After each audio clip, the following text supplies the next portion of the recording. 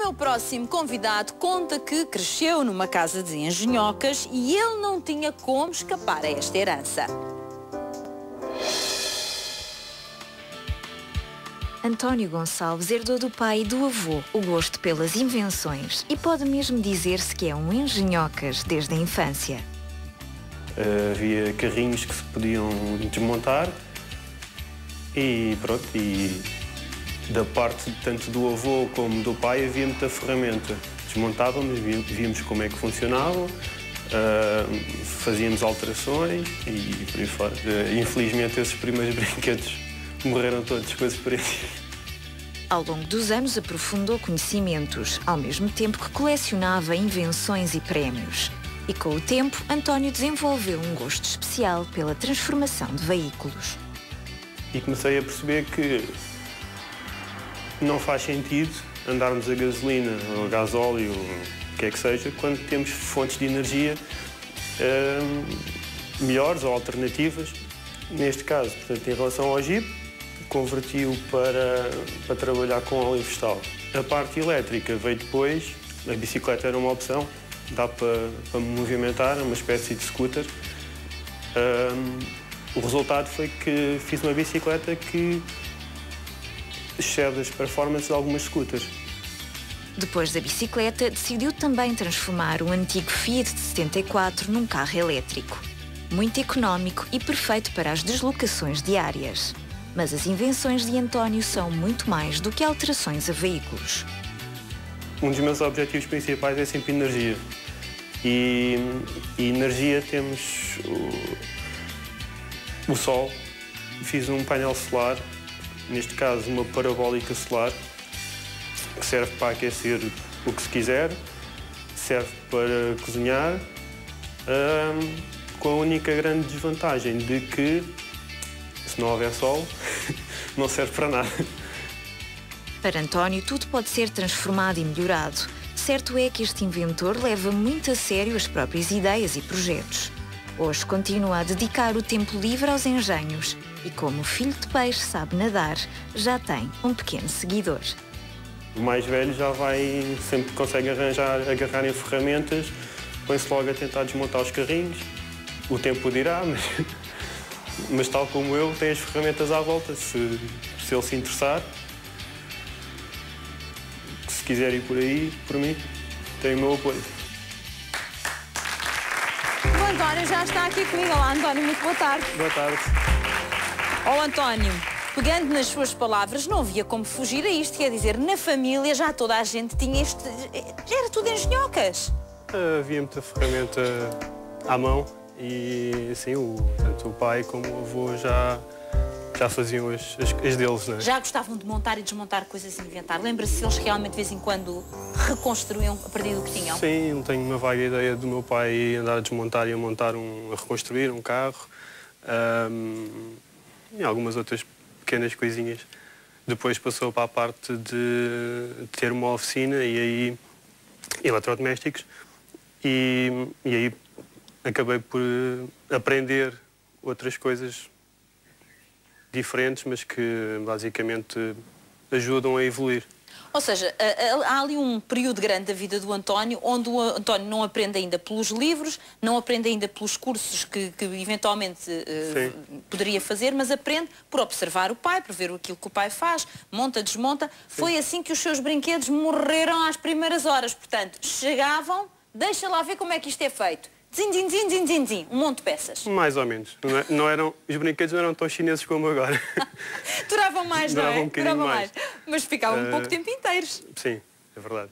E os seus pais não ralhavam consigo? Diziam, António... Não tenho ideias disso. Não tenho ideias disso. Sempre brinquei com eles, sempre os desmontei, alterei. Quando o carrinho morria, aproveitava-se um motor para fazer um aviãozinho, uma coisa qualquer. Pois é, que a questão é esta. Quer dizer, como é que os pais se podiam zangar, não é? Pois, o brinquedo não ficava estragado, ficava diferente. Ficava diferente, exatamente. É uma boa leitura daquilo que acontecia. O certo é que, com o passar do tempo, o António foi-se interessando cada vez mais. Eu pergunto, quando recebeu o primeiro prémio, que creio que estava na escola, o primeiro prémio que recebeu foi de um barco ou de um... Era uma coisa. Era uma coisa, era um barco? Era uma espécie de barco que que foi feito com uns pecados de um carro e uns pecados de um avião. Olha, vê, estão a ver? Pronto. E recebeu um prémio. Sim. Estava na escola secundária nessa altura. Certo. E um prémio de quê? De inventor?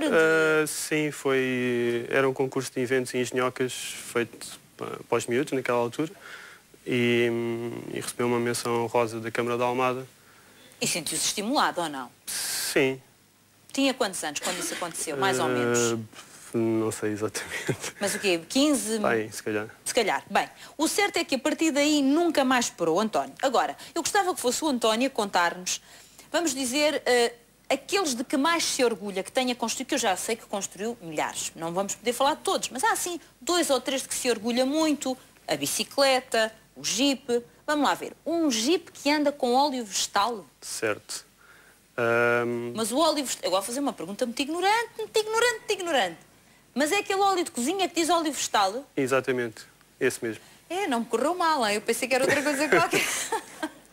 Então...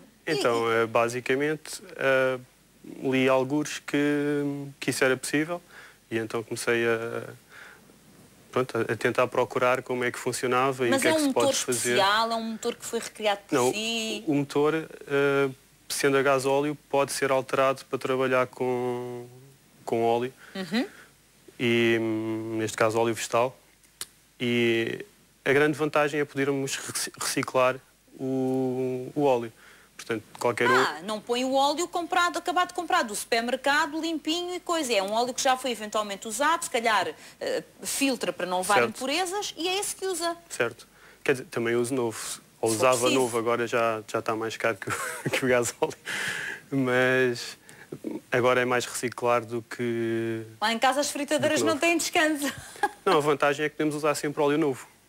Exatamente. Sim. Mas feitas as contas, saía, pelo menos antes, saía mais barato usar gasolina ou gasóleo ou mais barato usar o óleo vegetal? Quando eu fiz a alteração no Jeep, aquilo ficava para aí a 40 cêntimos, o óleo vegetal, e o gasóleo se calhar estava para aí a 1 euro. Já valia a pena. Era uma diferença muito grande. Já valia a pena. Vimos ali também nas imagens o carro elétrico, aquele Fiat 600 maravilhoso, que tem um ar mesmo... 126. 126, eu disse que é 600. Eu percebo muito carros, é uma das minhas especialidades. 126, que é um carro elétrico. Certo. Pergunto, ele funciona como? É uma bateria que se carrega? São 6 baterias que se carregam. Estão em série. Tem 3 baterias à frente, 3 atrás. É carregado numa ficha normal em casa. E quanto tempo leva a carregar as 6 antes de sair de casa, para qualquer lado? Eu costumo chegar a casa e meto a carregar, não me preocupo muito com isso, mas se fizer uma viagenzinha pequena e que eu veja que é preciso usar logo a seguir, 2 horas, se calhar chegam. Chega. Mas, portanto, se as baterias estiverem carregadas ao máximo, quanto tempo de autonomia tem o carro? À volta de 50 km neste momento. 50 km. Então faz 50 km que não gasta... Só gasta... Vapores. Pouco. Sim. Pouquíssimo. Sim. Portanto, isso é muito económico. É. Para sair agora com a família não dá, com 2 filhos num carro tão pequenino não dá, não é? Só não dá porque ainda não tive tempo para meter cintos atrás. Porque vou ter que meter cintos atrás. Em 74 não era obrigatório ter cintos atrás. Portanto, essa é a única questão. Certo. Agora, depois vimos também ali nas imagens uma bicicleta que funciona como se fosse uma daquelas aceleras, vamos dizer assim, não é assim que se diz? Certo. Pronto, para não estar a dizer o nome da marca mesmo, uma scooter. Pronto. E esta bicicleta funciona o quê? É um motor que foi concebido a partir do quê, António? Há kits. Aquilo basicamente consegue-se comprar um motor, consegue-se comprar as baterias, o controlador e depois basicamente é adaptar a uma bicicleta qualquer. Se não quisermos comprar uma já feita. Exatamente. Uma coisa é certa, o António, que tudo começou da forma que falámos no início desta conversa, mas depois o António foi levando as coisas cada vez mais a sério. Ele esteve nos Estados Unidos, fez a sua formação, é um homem que trabalha na área de eletrónica, tem muitas experiências, também estudou e se formou para fazer estas experiências com cada vez mais competência e sabedoria. Pergunto, qual é o seu sonho? Aquela coisa que todos os dias pensa assim, um dia vou conseguir construir, eu já o vejo a fazer um foguetão português, bandeira de Portugal em direção ao céu. Isso é que era. Não, o meu sonho é basicamente ultrapassar os obstáculos que vão aparecendo. Não há assim uma coisa, tipo, eu um dia gostava de fazer isto, não. Há muitos. Gostava de fazer um carro melhor, com baterias melhores, com mais autonomia. Isso envolve muito dinheiro que não cai do céu, não é? Portanto, não dá para andar sempre a inventar coisas caras. Portanto, o objetivo é, no dia-a-dia, tudo o que for um obstáculo, temos que os ultrapassar e acabou. E já alguma vez surgiu uma empresa interessada em comprar um dos seus engenhos? Já houve algumas pessoas interessadas em comprar o carro. Mas o carro não está à venda. O carro não está à venda, o carro é mesmo seu.